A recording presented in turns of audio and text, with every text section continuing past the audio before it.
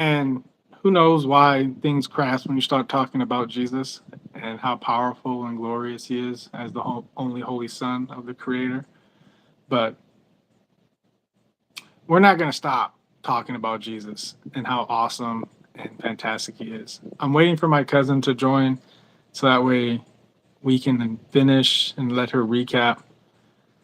We'll see how long it takes. I'll probably stick around for like 5 minutes. If anybody in the chat has any questions about what we just read in Acts chapter 4, just let me know. I'm going to be re-studying it myself.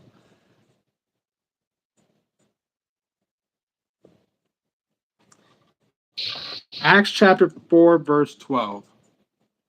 Neither is there salvation in any other, for there is none other name under heaven given among men whereby we must be saved. Welcome back to the chat. We kind of closed down, but we're recapping right now because I want to give my cousin a chance to finish what she was doing. I don't know if she's still reading right now. She may be, but I shot her a text and I opened this back up. I'm actually just going back through chapter 4 of Acts and reading it for myself. And just a reminder, I don't know who's in the chat. I'm happy that you're here. Did the last one end? Yes, Taryn, the last one ended. And then this is just a recap. Did you not catch the last one? Or is it still open? I don't know. But welcome.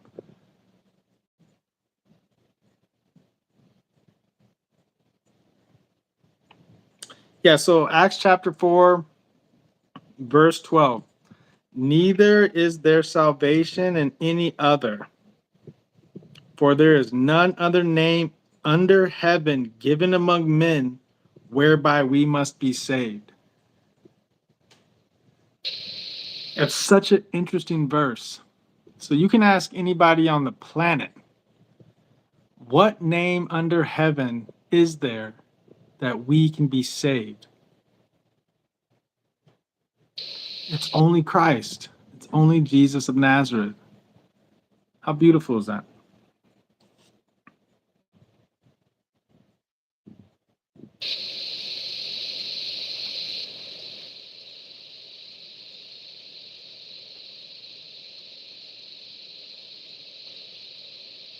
Something that my cousin said when she was doing her side notes was there's no way for them to acknowledge God.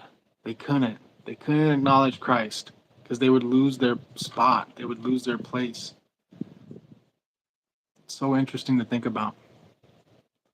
And I don't think you got kicked out, Taryn. To be honest, I ended the chat because it looked like YouTube was throttling it back when I was talking about how there's people on the planet today that won't proclaim Jesus as king.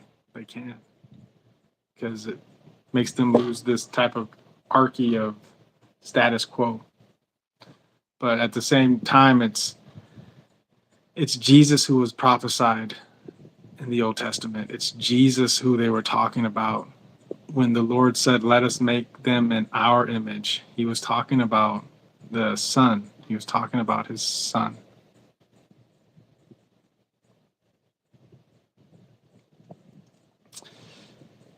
Do you guys have any questions from tonight's Bible study?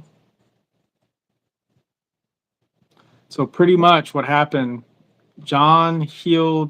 Peter healed a man outside of a church. They went into the church. Everybody saw this dude who's been there forever was healed. And they were all asking, like, how did you do this? How did you do it? And then his response is, by Jesus, the one that y'all crucified is how I did it. The one that is now the cornerstone of all salvation on the planet. And their response was to threaten them, to tell them that you can't do this. But what the results was thousands of people were saved and started believing on the name of Christ. Another part of chapter 4, which is interesting, is how you see the transition from like worldly possessions into people realizing that the message of Christ is more important. They start selling their goods. They start getting rid of the things that they once had to Dark giving it to the apostles' ministry. It's interesting to see that. And it reminds me of something that Jesus said. Jesus was talking to a group and he was talking about the flowers of the field. He says, they don't worry about riches and they're not destroying themselves to get ahead, but God made them more beautiful than Solomon can ever gain. And it's kind of like in your life, if you're not content or if you're not happy with your journey that the author of creation created for you, it's like he loves you and wants you to have joy. He wants you to enjoy this life. And that doesn't mean consuming yourself with the world. That means consuming yourself with him. Sometimes it's like an interesting idea or concept. Nobody's perfect, but put yourself in the garden. Put yourself in a place where you have that relationship with the creator. You have the ability to interact with him. You have that one-on-one connection with the author of your soul. And what more do you really want? Adventure? I think that's the purpose of challenge or adversity in life. Like it gives you an opportunity to overcome something. It gives you an opportunity to think your way through.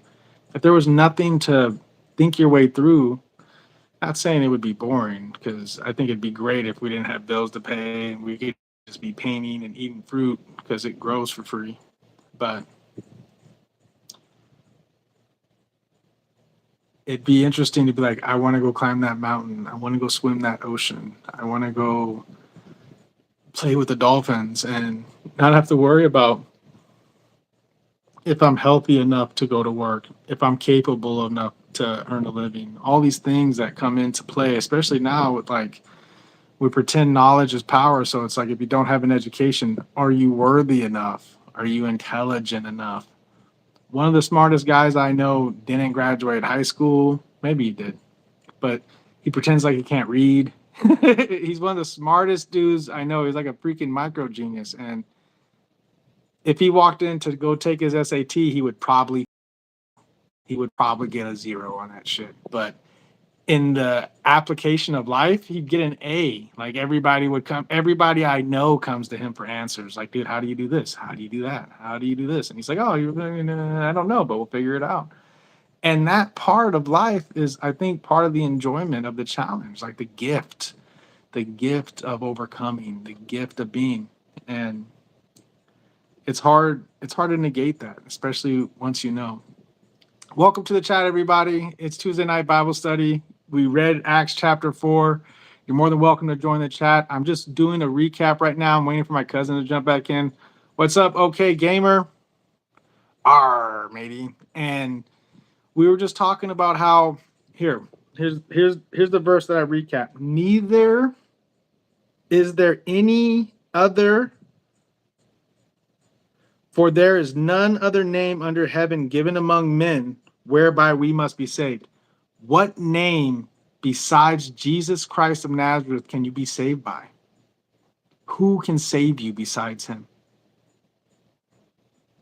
Who can save your soul, your essence, the thing that you were created from besides him? What name under heaven exists besides that one? None. And then we started going down the rabbit hole about why the adversity, why the challenge. It's a gift.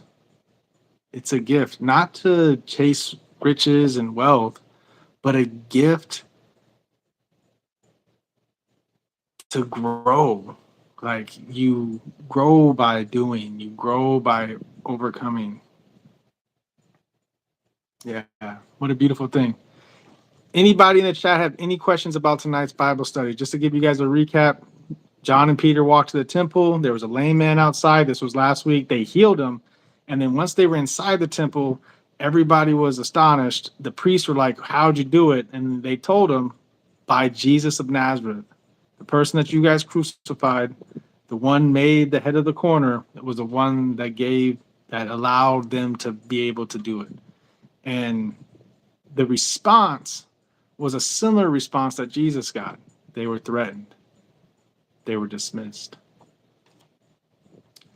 I don't know what happened to my cousin, guys. I'm going to send her one more message real quick. So if I disappear, don't run off. I'll be right back.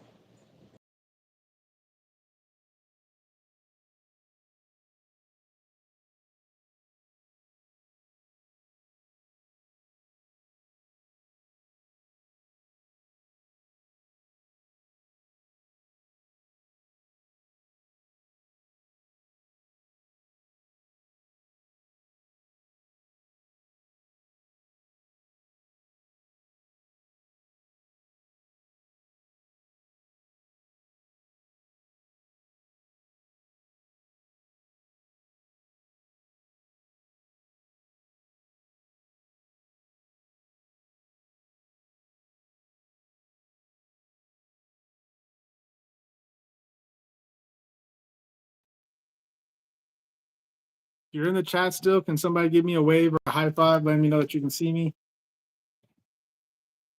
I appreciate it more than you know.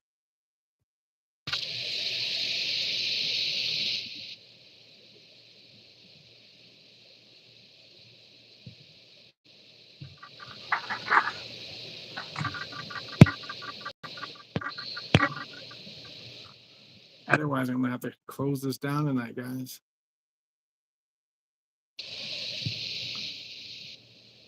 Welcome to the chat. We just read Acts chapter 4. We're just doing a quick recap. I'm trying to get my cousin back in here so she can say her piece and finish off what she was doing. The devil works overtime. Like, he just sits there and like, gosh, I can't even believe people are just happily worshiping a man that rose from the dead. Yes. Yes, we do. Every day. And it's a beautiful thing because he's the only name under heaven that can save you. Acts chapter 4, verse 12.